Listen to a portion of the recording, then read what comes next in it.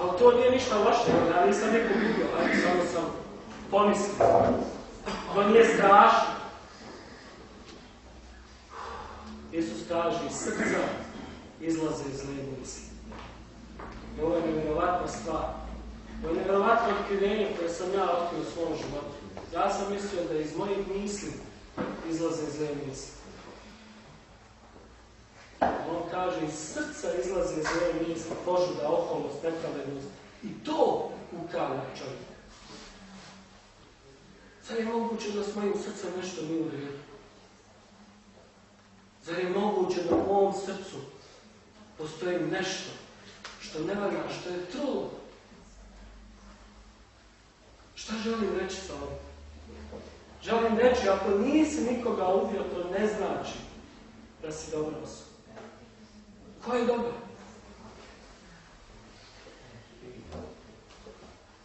Ko je dobar? Zavisi s kim se porediš. Ako bi se mi poredili ovdje jedni s drugima, vjerovatno bi neko i od nas imao šanse.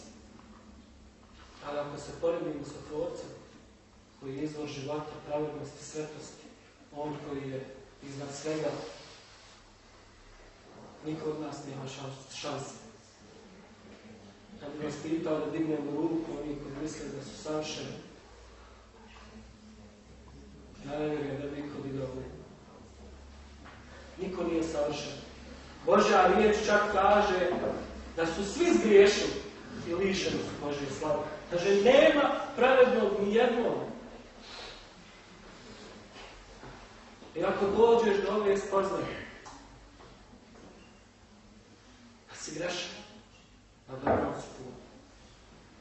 Na dobrom si putu. Zašto? Zato što nam svima treba Božja milost. Zato što smo svi tamo. Zato što su Adam i Eva u Edenskom vrtu pali na ispitu. I od tada se svi rađamo. Nažalost, sa jednom nemogućnošću da učinimo išta dobro.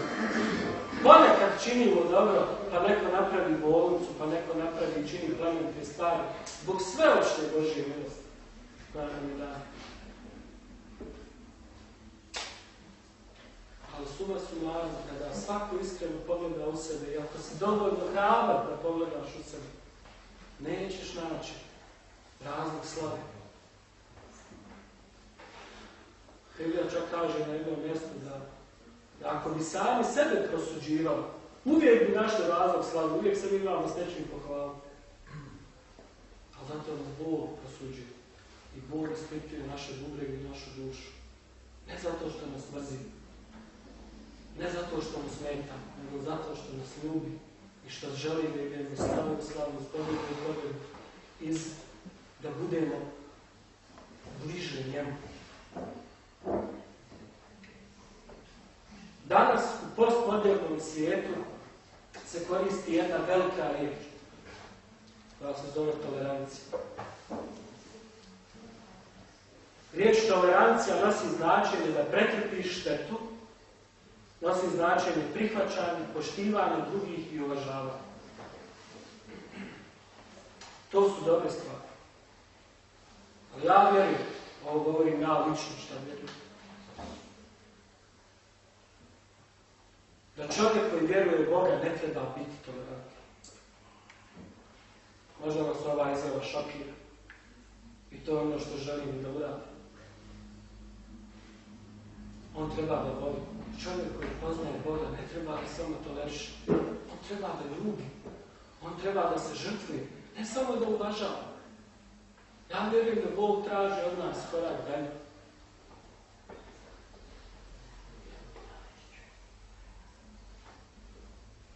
Bog kaže ljubi svoje neprijatelje. Kaže kako dobro činiš ako ljubiš samo one koji tebe ljubi. Pa zar sunce ne sija nad pravednima i nad nepravednima isto?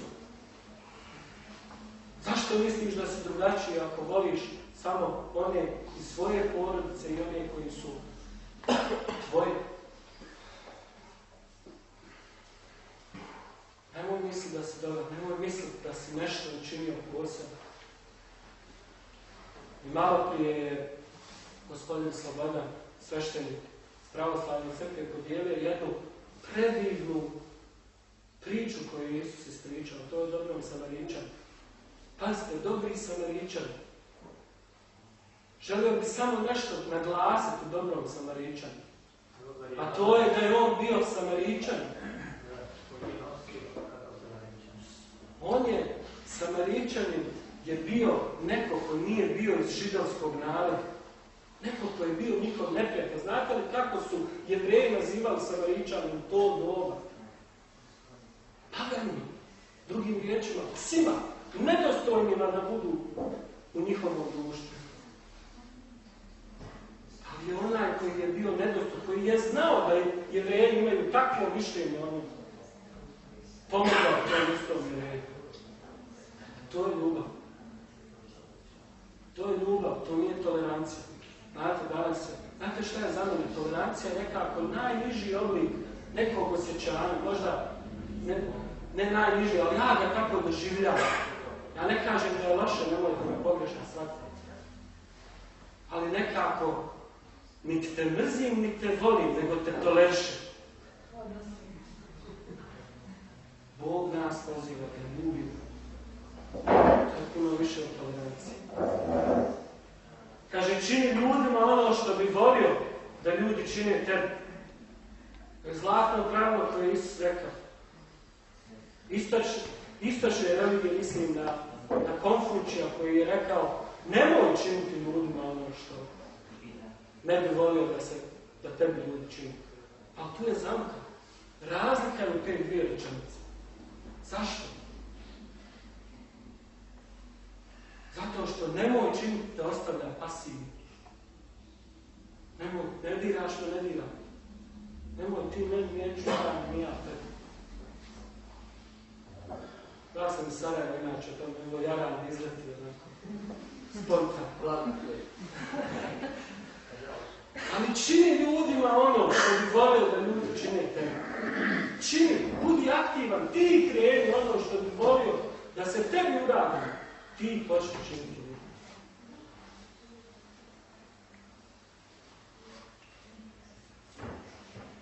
I postavio bi vam još par pitanja, naravno retorički.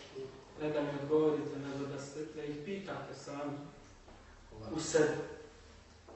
Zašto? Zato što vjerujem da je to način. Ako čitate evanđelje, vidjet ćete da je Isus tako poučavao ljude.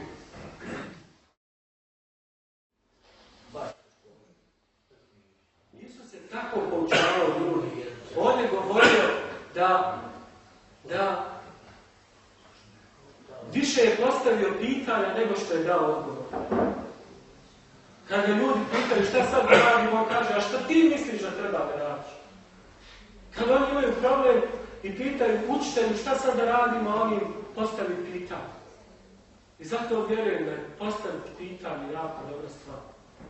I samom sebi. Da li poznaješ Boga? Koliko ga poznaješ? Ja vjerujem da Bog želi da mi upoznamo njega kao našeg tvorca. Da čujemo njegov glas. Kreni od sebe. Najvažnije pitanje tvojeg života je da otkriješ ko si, to jeste ko Bog kaže da ti jesi. I zato vjerujem da moja poruka večera za svi u vas je kreni od sebe. I želio bih da sve vas, naravno, u najvećem smislu Bog blagoslovi od